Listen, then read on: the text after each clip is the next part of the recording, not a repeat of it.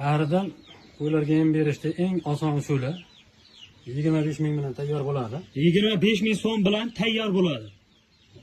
Qozonimiz nechta litrli bu endi? 22 litr. 22 litrli qozonimiz.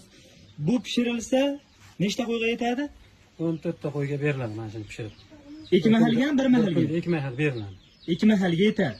Demak 14 ta qo'yga 25 ming so'm siz rasxod qilasiz. 1 kunlik rasxod. 1 kunlik rasxodi. Xo'p, endi qancha bug'doy solinadi bunga? Bunga mana bug'doy bilan arpani aralashtirib qo'yilgan. Makkasi ham bor ekan, ichida. Makkasi ham ozgina aralashtirib qo'yilgan. Mana shu idishda 12 ta tashlaymiz bundan. Mana bundan keyin bitta tashlab yuboramiz. Bu Makka. Makka. Bu eng arzonidan-a bu? Makkaning eng arzoni. Gap yo'q. Mana bitta-bittadan like bosib ko'rasizlar. Oddiy 25 ming so'm bilan tayyor bo'ladi. Endi qancha suv quyiladi bunga? Mana shunaqada 15 litr suv quyamiz.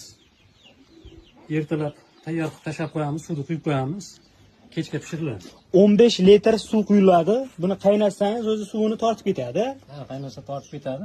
Endi ro'zg'ordan chiqqan po'choqlarni ham shuncha ichiga solib Qo'ylar yeyveradi, qaynaganda ketaveradi. ketaveradi. Gap yo'q. Akalar yoqqan bo'lsa bittadan like bosib qo'yasizlar mana.